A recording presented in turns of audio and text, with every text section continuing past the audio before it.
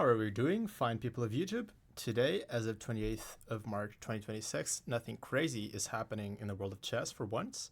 So we're going to take our time out and continue with my series of 1e4 for Dummies. Today, we are dabbling with the 1400 Elo section. And as you can see there, we're going to be covering 4 model games from some of the most popular openings.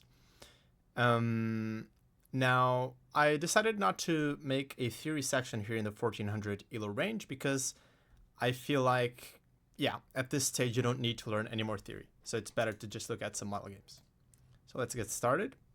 Starting off with our first game, we're going to take a look at the opening that I have said a million times already. That is one of my favorites throughout all of chess, which is the Ruy Lopez. So that is characterized by this third bishop b5 move.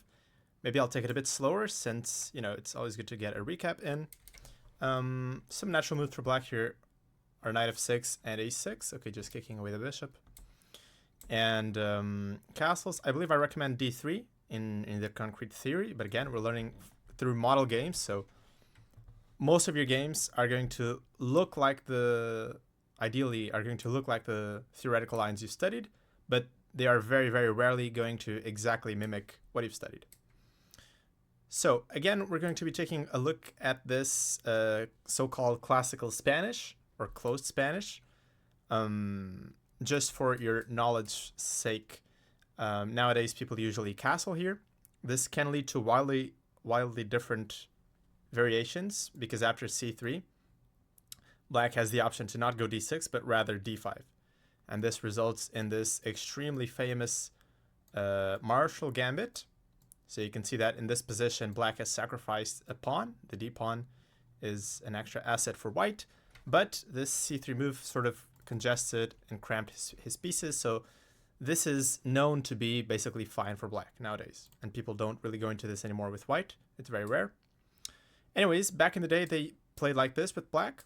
White goes h3. This is an important little move. I've probably mentioned it already, but d4 immediately is not what you want to do at the 1400 Elo range, because black has this move bishop g4, either taking on d4 first or immediately bishop g4. So basically it's always a good practice to throw in h3 before d4. What is this weird move all about? Well, black has some moves at his disposal. Knight a5 is another very natural move. Basically, black has to get this knight out of the way since it's dominated by this pawn, and then pushes c5, okay, in order to claim some space in the center. So knight b8 has this slow idea of knight bd7, just holding on to this pawn on e5 for now, and later he'll push c5. Okay, knight, bishop, bishop, rook. This is still very much theory, especially for these guys. For example, white was rated 2540. This is a game from 1981 from a zonal tournament. At any rate, what should white do now? What should white do at this point? There are many ways to play the position and to handle this, but think for yourself about some plan that you'd come up with, some idea. Okay, I will reveal what white played. He played b3. We will see very soon what this mysterious move is all about. Okay, so the main theoretical line goes knight f1, bishop f8. I even remember last year I was studying this quite a lot for black. I wanted to play this with black, and I even did in a couple of games, but not even sure why I gave it up, honestly, for no particular reason. Anyways, this is one of the lines, and black's idea, as we mentioned earlier, is to go c5. And white usually has a choice here. We can trade or we can push. I usually recommend people push d5, but here black goes c4. Okay, so this is black's typical mechanism to get some counterplay going, and he will soon play knight c5 and deploy this knight on b6. And you can see that white has played a4. Now, this is kind of a big deal because there's this rule in chess that when you're playing on a given side, or in this case, when your opponent is playing, when black here is playing on the queen side, we shouldn't move too many pawns on the queen side as well, especially ones that weaken our position, such as this pawn on a4, right? We'd rather have it on a2. Okay, so if we go back to the game, white goes b3. Black maybe a bit naively goes c5 anyways, and now d5. And we can really appreciate the difference here. So first of all, black doesn't get to play c4, at least immediately, right? He's just giving up a pawn there. And white is trying to slow down his opponent's counterplay a bit. Okay, so knight b6 happened, and now this is a more difficult move, but also quite typical of these positions. a4. So if we go c4 trying to close it, I believe black goes b4, and then a5, a4, and he'll get some pressure down the a file. This is also probably quite playable. But white goes a4. Now why is this typical? Because after queen c7, queen e2 takes, we carve out this square on c4 for our pieces, and we will see how white plays around this the whole game. So black goes a5. Now another question to you. These positions, these real Lopez positions, are very methodical, and it's all about slowly improving your pieces, right? So nothing too drastic usually. If there's a tactic, I'll tip you. But here, it's about slowly maneuvering our pieces and improving them. There are also a few ways to do this, but I really like, you have to take into account black's last move, a7 to a5. Sure, he's stopping us from pushing a5 ourselves, but what else does he want? If you think about that, it becomes very obvious. Black wants to play bishop a6. So white played bishop d3. He bit him to the punch, and the bishop now is going to park itself on b5 if need be. Okay, bishop c8. White decides to trade this bishop. I believe he could also just play knight f1 to g3, trying to build up an attack there slowly. But knight c4, take, bishop d7. Now another question to you. You'll notice that white has started this plan around the light squares, right? We have the b5 square, for example, for our leisure. And he will keep doing that, right? He will keep playing around it. And I'll give you one more tip. The position is very closed. So white's move here was bishop g5. h6, and he voluntarily parts ways with the bishop. Okay? He gives up the bishop pair. You are, advised not to do this, especially when you're a weaker player, but it all depends on the situation, right? And here the position is very closed. That favors the knights. And white he knew already that he could trade this bishop at any moment, leaving black with the infamous bad bishop on f6. Okay, so this panned out exactly how he wanted. Now, another small question to you. How can we improve our pieces further? White to move. I'll give you a couple seconds. And he plays knight d2. So this is all about, there's nothing going on in the position like concretely. There's no flashy tactics or anything, or dynamics. The position is very static in nature. So you choose a piece to improve, and you improve it. And usually you want to improve your worst piece. So knight d2 makes a great deal of sense, and you'll see how smoothly white just converts his advantage now. Black is completely paralyzed. Going f5 or something would only detriment his position further. So white sieges the b file, and now again this bishop, there's no comparison between this bishop and this knight. And even the king, even the knight versus bishop endgame is completely winning because white's king is just infiltrating the position. Okay, it's a very simple win. White takes the pawn, and now just goes about converting the game.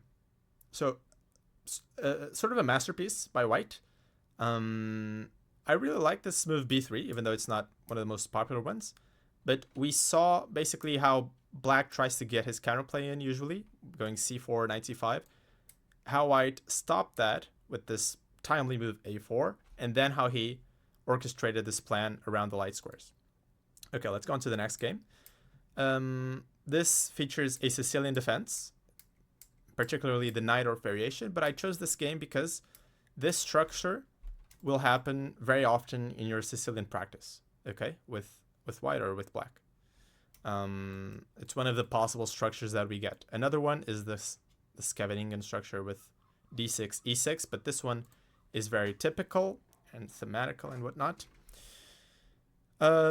White played an interesting variation that I like quite a lot for white. It's very simple to play. The ideas are quite simple. So we'll see exactly. I mean, of course, white is developing in a natural way, but we'll see what exactly he aims for. Okay. So he gives up the bishop pair again. And now will come an important moment after queen c7. So again, the position here is more open than in the previous game. So we have to ask ourselves, why did white give up the bishop pair? What does he want in return? Okay.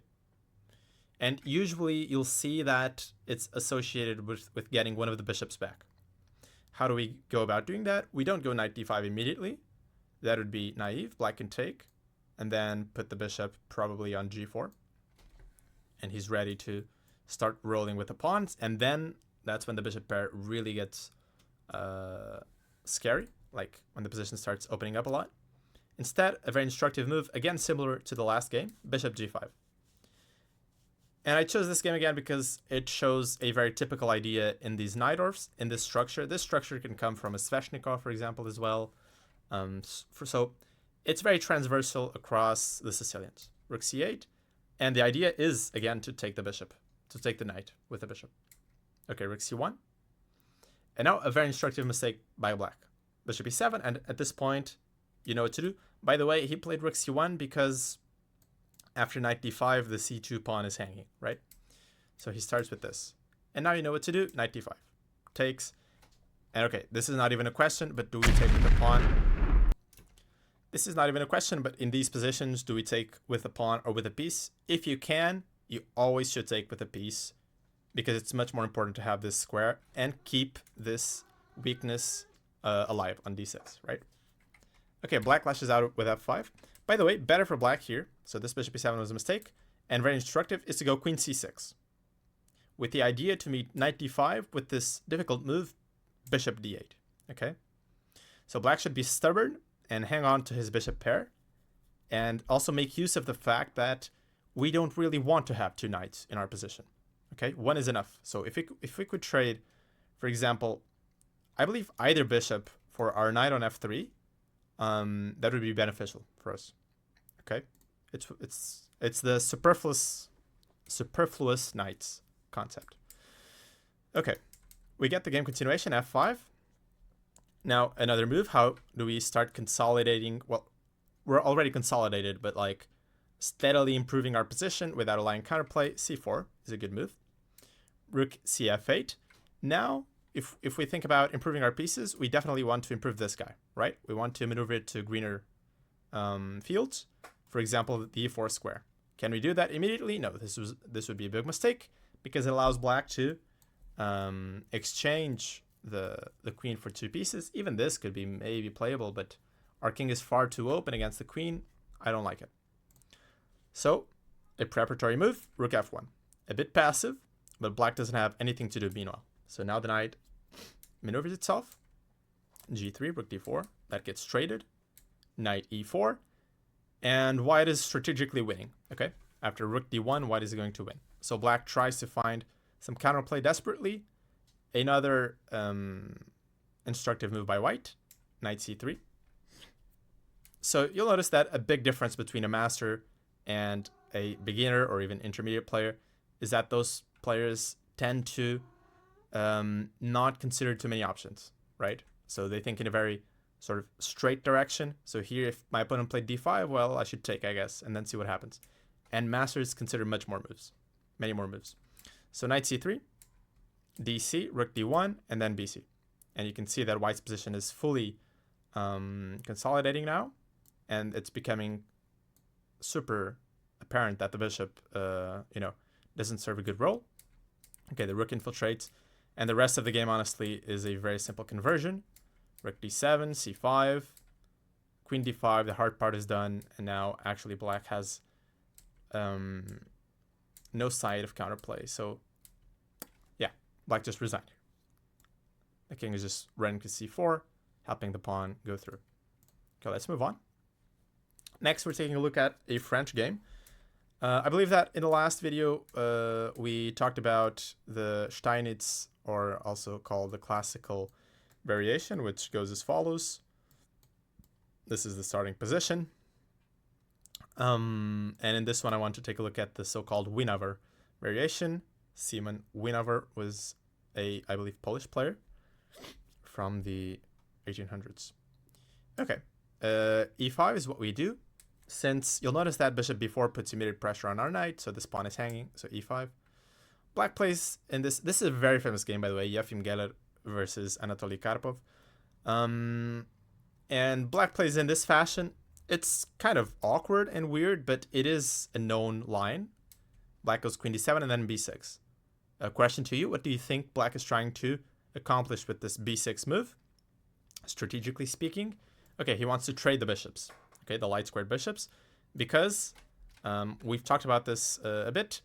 This bishop is famously the so-called French bishop. It's a very bad bishop because it's stuck behind its own pawns, so it doesn't serve any purposeful role in the game, so it wants to get traded. Okay. The downside is that Black is eating up a lot of time by doing this. Okay. Now a good move by White. I can ask you, what should White trying to do here? I'll give you a tip. We're trying to bring more harmony to our position, and this is a very, very typical move in this French structure. Okay, knight e2. And what we're trying to do is that we want to meet future c5s with c3. Okay, so the knight is just better off in some other square. Usually it can go to f4 or g3, create some attacking potential. Now Black makes a very uncharacteristic mistake, I would say, that Karpov makes such a huge positional mistake, which is bishop e7. This is a big mistake because Black is really playing with fire here, in the sense that he is severely underdeveloped, and he needs to exchange some pieces since he's also down in space. Okay, rook c1, b5, knight f4, h5. Now a question to you. We want to open up the position. Black is taking way too many liberties, and he doesn't seem to want to castle anytime soon. We want to open up the position while his king is in the center. How do we do that? b3. Bishop a3, rook b1, a5. Now what? How do we follow up b3? We just go c4. Okay, we don't care about this pawn at all. You can have it. There's many ways to take it back. Probably just queen c2 is good enough. And the more the board opens up, the better our position becomes, because Black has no pieces playing, and soon it will become his king's position will start to be create problems for him. c5. Black goes bishop b4. How should we meet this? At this point, we shouldn't be trading pieces anymore, so we go bishop c1, a4, knight d3, and we get the pawn. Black is already collapsing, but this game had a very beautiful finish that I would like to show you. It's not even this, though that is also quite a good move. Queen e8, and now, okay, I could ask you, but honestly, this following combination is really hard. But White to play and win, for the stronger players maybe watching. It's very famous as well. White goes queen takes e6. A stunner of a move. Black accepts the sacrifice and then check. Black has to part ways with the queen immediately, basically, because after king f7, we're taking the rook. And then coming back with the knight, we can do whatever we want. This one just wins the queen back immediately. So queen g6, White takes the rook, and now it was just a matter of converting this endgame. But you can imagine that a player in the top 10 in the world will be able to do that. So let's go to our final game. Another very famous game. This is from the 1997, heard all around the world, the match between Deep Blue and Garry Kasparov. I'm not sure if this was the match that Garry lost or won, but let's see. This game features a Caro-Kann, so for the savvy chess culture players out there, you'll already know where this is going. This line with knight d7. In the last video, we looked at knight f6, which leads to this kind of structure, the so-called Tartakova structure. And this one we have knight d7, which is what they played back in the days. Knight g5, knight f6, bishop b3, e6, and now the famous mistake h6. And it's funny, like the story about this, if you don't know. Basically, Kasparov said that he enticed Deep Blue, which was a computer, obviously, to go for this sacrifice that we'll see in the game, because the compensation was sort of long-term, and he didn't believe that the computer could basically sense a long-term compensation like that. So he believed that the computer could, the computer could only sacrifice a piece if it saw a forcing continuation that led to checkmate or a material gain, and he didn't believe that it could sacrifice for something much more far ahead. But it turns out that it could. That also generated a lot of controversy, whether the computer was actually playing or whether it was like a human behind the computer. But whatever. This video, that's not really the point of this video. Knight e6 is the beautiful shot. Kasparov first inserts queen e7, probably better than taking and having his king stranded here on e7, but it's kind of similar anyways. Queen e7 happens, and then this, and this. We reach this position. And for sure, for 99.99% of the chess players out there, it's very hard to evaluate this position. It's very hard to understand that actually white is winning. The computer claims white is winning. What is not so difficult to understand is that white has good compensation. Okay, so we refer to compensation in chess when a player has sacrificed some material, so made a material investment, but has some other aspects in return. So in this case, those aspects are that white has incredibly active pieces that are restraining black's position a lot. And the compensation also lies in the fact that black's pieces are poorly coordinated and the king is stuck in the center. Okay, so some aspects to take into account. Nevertheless, it's quite hard to understand that white is winning. But how should we proceed? We want to open up the board further and try to get at black's king. So how can we do that? a4 is the correct move. Okay, and actually, I didn't know that this game was over so quickly before I actually reviewed it now. Queen d3, bishop c6, and now already white has sort of a tactical shot. It's not really a tactic anyways. It's really not a tactic. But white will wrap up the game very quickly now with this move, bishop f5. And basically there's no way to save the pawn on e6, right? If you go knight c7, I'll just take. And as far as I can see, there's no other way to protect the pawn. Black is just completely busted. He took, and after taking the queen, again, we want to open up the board. Very similar move to a4, we go c4. Usually opening up the board is done with pawn breaks. And Gary just resigned out of spite. So this shows you a very typical motif in this line, actually, that you'll probably encounter a lot at this Elo. This possibility to sacrifice either on f7 or on e6 in these Caro-Kann/French type structures. It's a very good thing to have, you know, in the back of your mind, in your back pocket, like, can I sacrifice when they go h6? And oftentimes it works. You can see also it's, now that I'm talking about this, I'm recalling that this is very similar to that stupid alien gambit that's really popular nowadays. But the thing about the alien gambit is that this sacrifice does work a lot of times, just not in that exact theoretical line. Okay, anyways, guys, just a quick video today. I hope you enjoyed it, and I'll see you soon with more chess content. Peace out.